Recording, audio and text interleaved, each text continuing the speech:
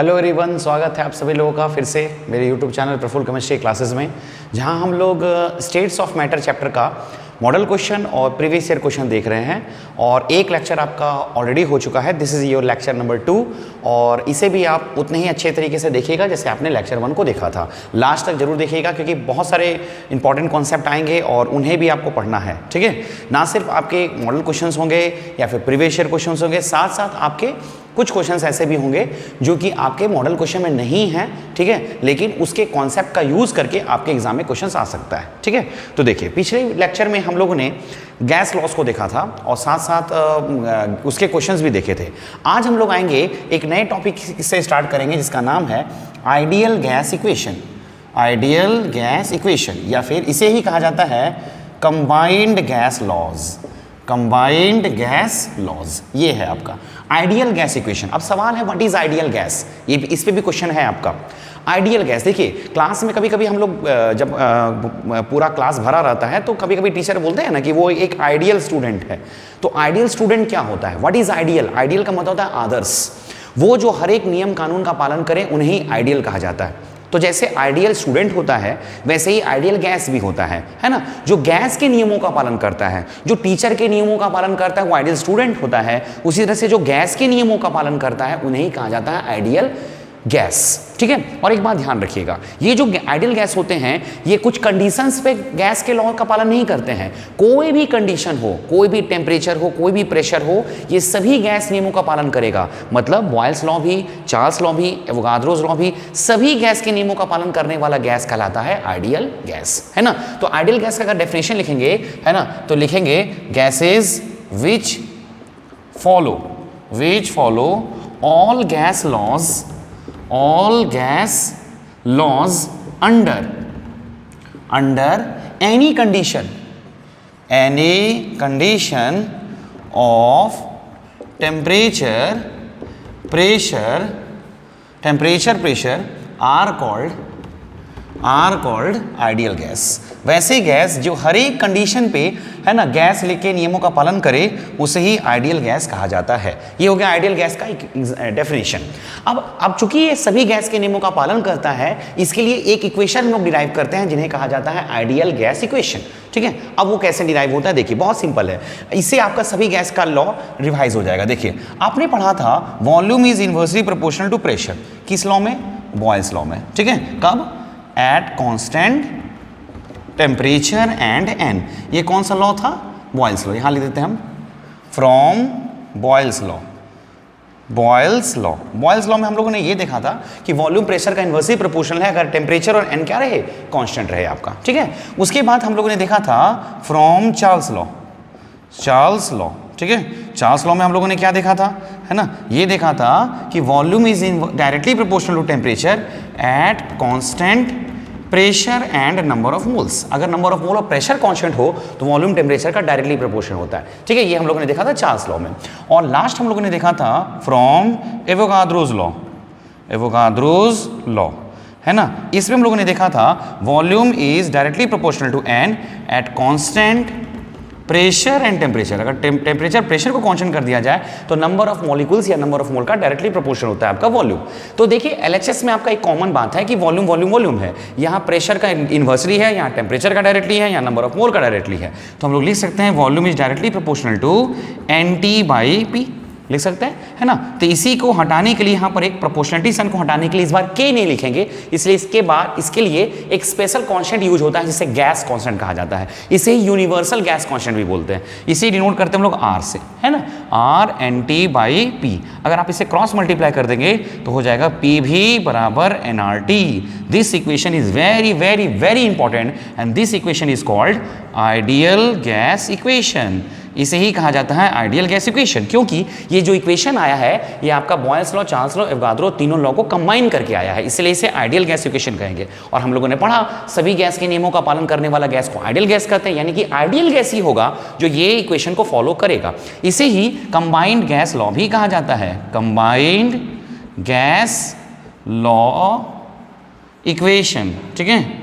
Clear, ये कहा जाता है। तो ये हो गया आपका आइडियल गैस इक्वेशन। आप इसे रोक लीजिए वीडियो को और इसे लिख लीजिएगा, ठीक है। चलिए अब मैं आता हूँ इसके क्वेश्चंस पे। तो गैस आइडियल गैस इक्वेशन के आपके कौन कौन से क्वेश्चन सॉल्व होंगे वो आप देखिए। क्वेश्चन नंबर आपका 3 वो आइडियल गैस पर ही है। क्वेश्चन आपका मैं पढ़ देता हूं, उसके बाद साथ आप खुद से आंसर दे देंगे।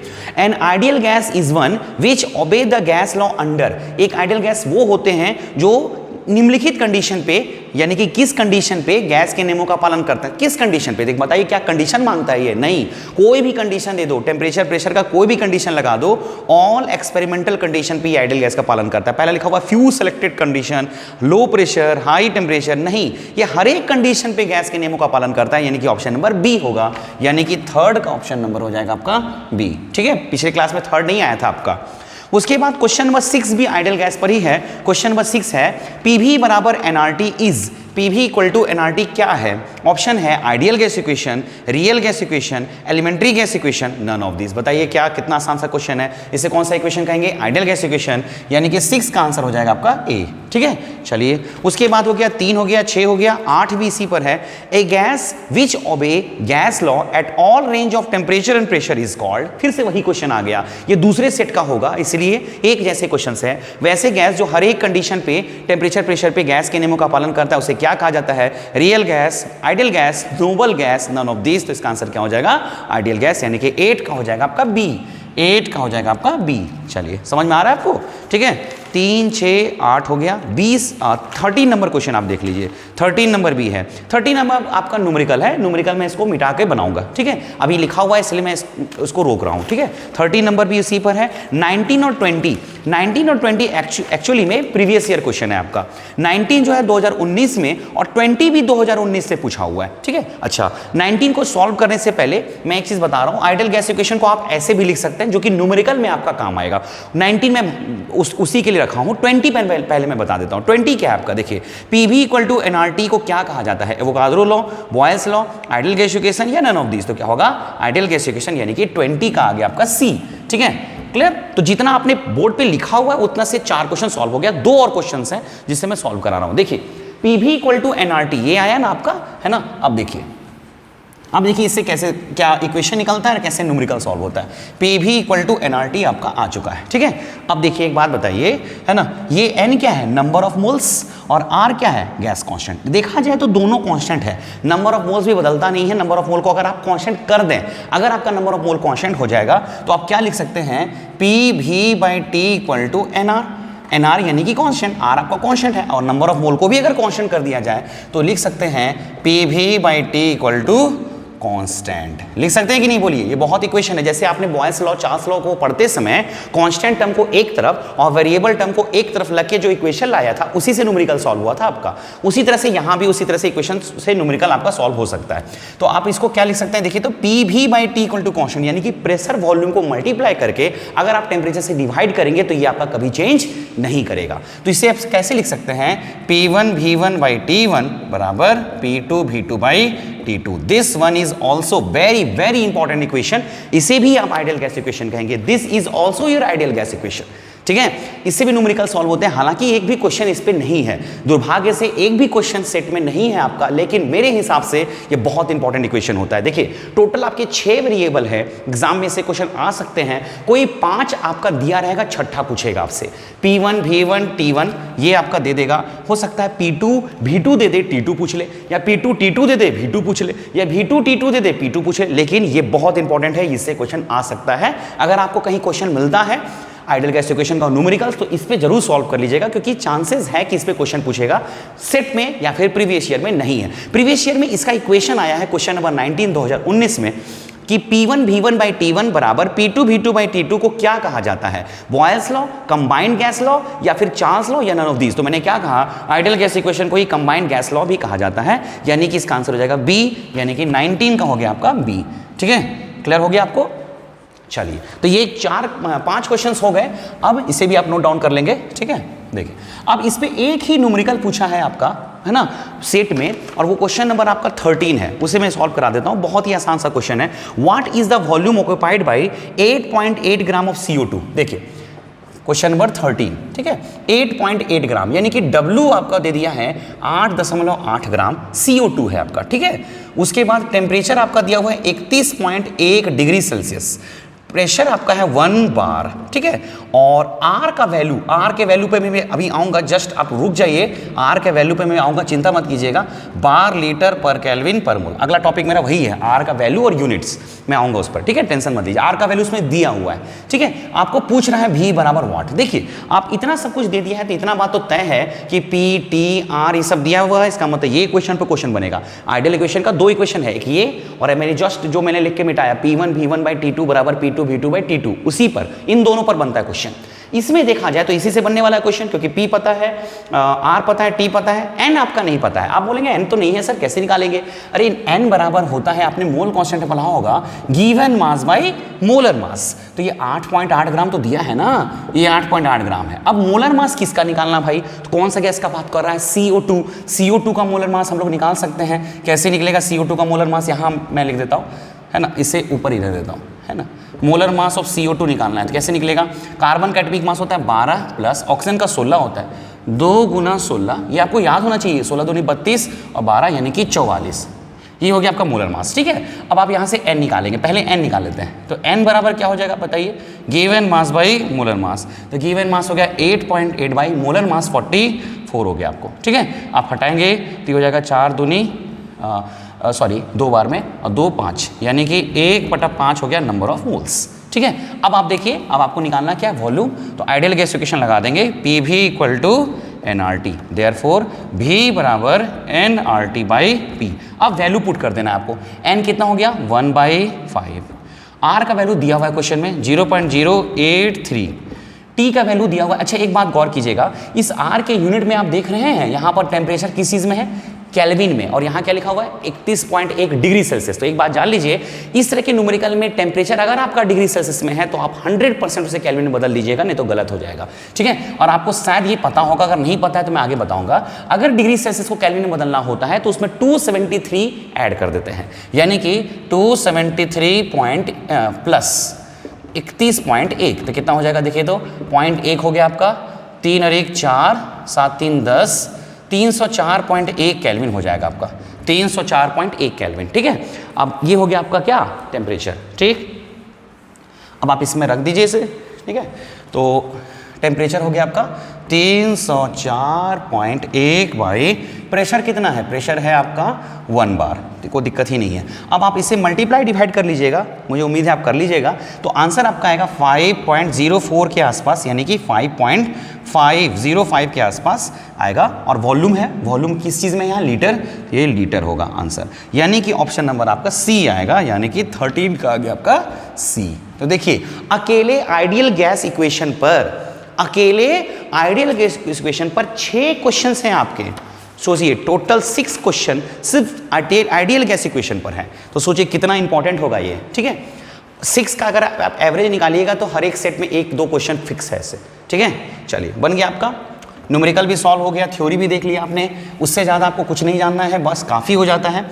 अब आप देखिए आर पर हम लोग थोड़ा सा ध्यान से देखते हैं। तो ये लिखिएगा, टॉपिक डालिएगा, universal gas constant, universal gas constant R, ठीक है। इसमें आपको जानना क्या है? पहले आपको जानना है कि R का यूनिट क्या होता है। तो देखिए R का यूनिट आप कैसे निकाल सकते हैं? PV बराबर nRT, ठीक है।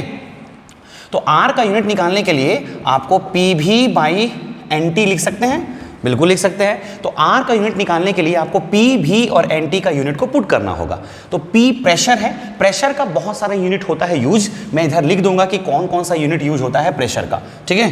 टेम्परेचर का भी बहुत यूज हो सकता है, वॉल्यूम का भी यूज हो सकता है ना, प्रेशर का भी यूज हो सकता है। तो मैं इधर पहले लिख देता हूं आपको, उसके बाद में लाऊंगा। देखिए प्रेशर का कौन कौन सा यूनिट यूज होता है, इससे भी ध्यान दीजिए, बहुत इंपॉर्टेंट है, क्योंकि इस पर भी एक क्वेश्चन है आपका यूनिट पर खाली। देखिए प्रेशर का जो सबसे फेमस यूनिट यूज होगा ATM। ATM का पूरा नाम होता है एटमॉस्फेरिक। क्या नाम होता है? एटमॉस्फेरिक, ये होता है आपका नाम ATM, ठीक है। एक ATM। अब देखिए ये प्रेशर का और भी बहुत सारा यूनिट है, तो उस यूनिट का ATM से क्या संबंध है मैं लिख देता हूं, क्योंकि इस पे भी क्वेश्चन आपका है। देखिए प्रेशर का एक यूनिट तो आपको पता चल गया ATM, एक होता है 1.013 बार। प्रेशर का एक यूनिट होता है ATM, एक होता है बार। और ATM और बार में रिलेशन देख लीजिए, 1 ATM बराबर 1.013 बार, ऑलमोस्ट 1 ही है आपका। एक और होता है पास्कल, ये आपने बचपन से पढ़ा होगा, 1.013 इंटू 10⁵ पास्कल, ये होता है, देखिए, है ना, ये सब एक एटीएम के बराबर है। एक एटीएम बराबर इतना बार, एक एटीएम बराबर इतना पास्कल।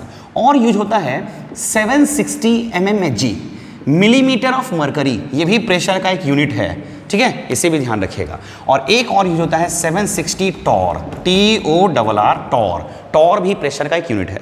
तो प्रेशर का ये 4 यूनिट होगा जिनका आपस में संबंध मिल गया। अब आप बोलेंगे आपस में संबंध कहाँ है सर, एक एटीएम का तो इसके साथ है, एक एटीएम का इसके साथ है, तो एक बात बताइए, एक एटीएम बराबर इतना है तो ये सब एक एटीएम के बराबर हुआ ना, तो ये सब भी तो इक्वल हो गए। अगर आपको बार को पास्कल में बदलना हो, बार को mmHg में बदलना हो या फिर टॉर में बदलना हो, तो आप तो सबको कन्वर्ट कर सकते हैं। एक एटीएम के साथ सबका संबंध है तो सब तो एक एटीएम ही है, इसका मतलब सब तो बराबर ही है ना, ये सब आपस में बराबर हैं। समझ में आया, एक एटीएम के बराबर हो गया। प्रेशर का इतना ही यूनिट यूज होगा, इससे आप ध्यान रखिएगा। नेक्स्ट आपका है वॉल्यूम। वॉल्यूम का क्या क्या यूनिट यूज होता है, तो देखिए वॉल्यूम का तीन चार यूनिट होता है। एक होता है लीटर आपका, ठीक है, उसके बाद होता है मिलीलीटर, एक होता है आपका सेंटीमीटर, एक होता है डेसीमीटर। इतना ही यूनिट जनरली यूज होता है, ध्यान रखिएगा, ठीक है, क्लियर। अब सबका संबंध देख लीजिए क्या होता है। 1 लीटर बराबर, अच्छा मैं एक लिख देता हूँ, 1 लीटर बराबर 1 dm³ होता है, देखिए ये दोनों बराबर होता है। और 1 मिलीलीटर बराबर होता है 1 cm³, ये दोनों बराबर होता है, ध्यान रखिएगा, ठीक है। बस अगर इतना पता है तो आप निकाल लीजिएगा, क्योंकि आपको ये पता होगा कि 1 लीटर बराबर होता है 1000 मिलीलीटर। 1 लीटर बराबर 1000 मिलीलीटर। तो चूंकि मिलीलीटर और सेंटीमीटर सेम होता है तो 1000 cm³ भी तो लिख सकते हैं, बिल्कुल लिख सकते हैं। या फिर इसी को लिखेंगे हम लोग 1 dm³। 1 लीटर 1 dm³ के बराबर तो था, ये पहले से पता है। 1 लीटर बराबर 1000 मिलीलीटर या 1000 cm³ भी लिख सकते हैं। तो वॉल्यूम का यही दोनों यूनिट आपका यूज होता है, यही 4 यूनिट यूज होता है, इसको भी आपको ध्यान रखना है। अब रहा बात सिर्फ टेम्परेचर का, शॉर्ट में मैं बता देता हूँ। देखिए मैं थोड़ा शॉर्ट में जा रहा हूँ, लेकिन क्या करें, एग्जामिनेशन को टारगेट करके करना है ना। टेम्परेचर का सिर्फ 2 यूनिट यूज होता है, एक डिग्री सेल्सियस और एक केल्विन, ठीक है, यही दोनों ज़्यादा यूज होगा आपका। फॉरेनहाइट का यूज बहुत रेयर ही होता है, देखिए। और आपको अभी जस्ट मैंने बताया डिग्री सेल्सियस केल्विन बराबर होता है डिग्री सेल्सियस प्लस 273, एक्यूरेट होता है 273.15, लेकिन वो 1 पॉइंट लेने का जरूरत नहीं है। केल्विन बराबर डिग्री सेल्सियस प्लस 273 लेके भी काम चला लीजिएगा। तो देखिए ये 3 यूनिट, 3 जो आपने प्रॉपर्टी बार बार आपने पढ़ा है, ये सब का यूनिट है ना। अब इसको बताना क्यों है आपको, क्योंकि एक तो आर के यूनिट के लिए जरूरी है, और एक आपका सेट में भी क्वेश्चन है जहां आपका एक एटीएम के साथ एक क्वेश्चन है। आपका क्वेश्चन नंबर मैं आपको बता देता हूं, ठीक है, वो आपका है क्वेश्चन नंबर आपका 12। देखिए आप क्वेश्चन नंबर 12 क्या है, which of the following is not correct, इनमें से कौन करेक्ट नहीं है।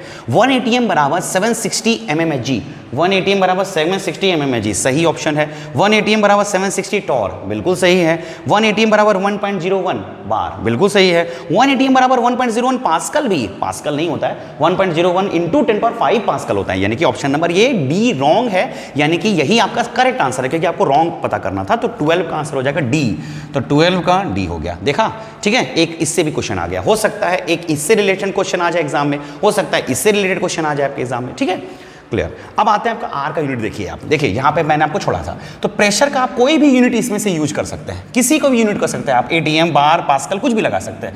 फिलहाल मैं एटीएम लगा रहा हूँ, ठीक है। वॉल्यूम जो है आपका, इसमें से आप कुछ भी यूज कर सकते हैं, और जनरली मैं लीटर यूज करता हूँ तो लीटर हो गया, ज़्यादातर लीटर ही यूज किया जाता है। नंबर ऑफ मोल, एन तो मोल ही बेचारा, इसका कोई फर्क नहीं पड़ेगा। और टेम्परेचर केल्विन ही यूज करना है आपको, कोई और नहीं, डिग्री सेल्सियस नहीं, तो केल्विन। तो क्या हो जाएगा बोलिए, तो एटीएम लीटर पर केल्विन पर मोल, ये हो गया। क्या बार लीटर पर केल्विन पर मोल हो सकता है, बिल्कुल ये भी हो सकता है आपका, बार लीटर पर केल्विन पर मोल। क्या पास्कल लीटर हो सकता है, बिल्कुल पास्कल लीटर पर केल्विन पर मोल हो सकता है। क्या एटीएम लीटर की जगह dm³ यूज हो सकता है, हो सकता है। एटीएम लीटर की जगह cm³ हो सकता है, हो सकता है। तो बहुत सारे यूनिट निकल सकते हैं इससे, समझ में आया, क्लियर। तो यहां से एक सब ध्यान रखिएगा सबका, ठीक है। चलिए और एक चीज यूज हो सकता है, देखिए प्रेशर बराबर क्या होता है, फोर्स पर यूनिट एरिया, ठीक है, फोर्स पर यूनिट एरिया से भी आपका यूज हो सकता है, ठीक है। खैर वो उतना जरूरी नहीं, तो इतना हो गया, ये सब आर का यूनिट्स हो गया। अब मैं यहां लिख रहा हूं values and units of R, ये आपको याद रख लेना है, ठीक है। हालांकि न्यूमेरिकल्स आपने जब बनाया था अभी आर का, तो उसमें आर का वैल्यू दिया हुआ था यूनिट के साथ, लेकिन आपको ये याद रखना है, कभी भी क्वेश्चन में हो सकता ना दिया हो, तो ये आपको याद रख लेना है। तो यूनिट तो मैंने आपको बता दिया, लेकिन यूनिट के साथ वैल्यू भी आपको याद रखना है, ठीक है।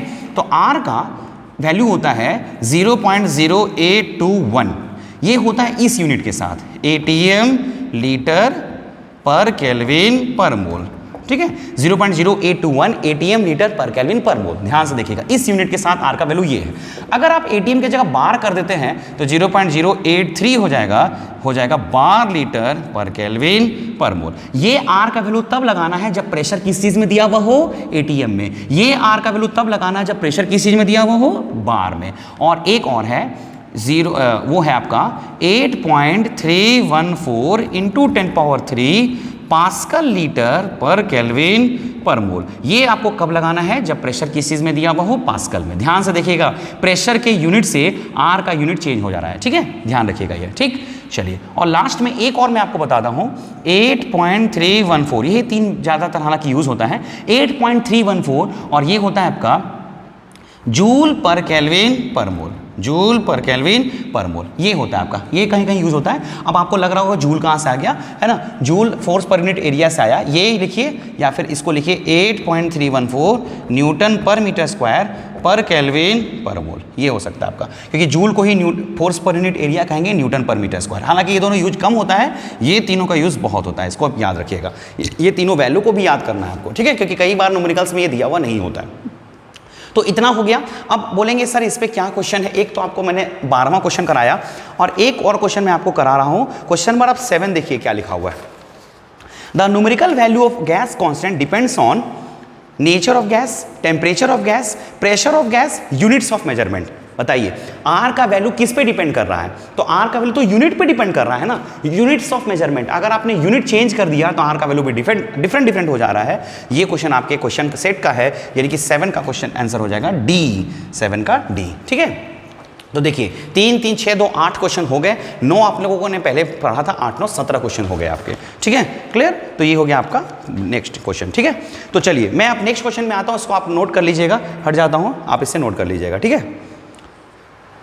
चलिए, हाँ, एक क्वेश्चन और है आपका, क्वेश्चन नंबर 16, उसे मैं देख लेता हूं, उसके बाद फिर आगे एक ही टॉपिक बच गया आपका, उसको मैं बता करके कंक्लूड कर दूंगा। The volume of 1 mole of gas at NTP, ये आपने चैप्टर 1 में भी पढ़ा होगा। NTP पे, NTP क्या मतलब होता है, normal temperature pressure. Normal temperature pressure पे आपका 1 मोल बराबर कितना लीटर होता है ना, आप लोगों ने इसे याद भी किया होगा, 22.4 लीटर इसका आंसर हो जाएगा। 1 मोल में 22.4 लीटर होता है आइडियल गैस का। तो ये हो गया आपका 22.4 लीटर, यानी कि आपका हो जाएगा ऑप्शन नंबर बी, 16 का बी हो जाएगा, 16 का बी, ठीक है। चलिए हो गया। अब देखिए इसके बाद आपका सिर्फ एक ही क्वेश्चन हो गया, एक टॉपिक बच गया। क्वेश्चन आपके सिर्फ 2 बचे हैं, आप देख लीजिए। 20 क्वेश्चन में से प्रीवियस ईयर और सेट के क्वेश्चन को मिला करके 20 क्वेश्चन होते हैं। 9 मैंने आपको पिछले पार्ट 1 में आपको बताया था। इसके बाद आपके 3, 3, 6, 3, 9 हो गए, 18 क्वेश्चन हो गए, आपके सिर्फ 2 क्वेश्चन बाकी है, ठीक है।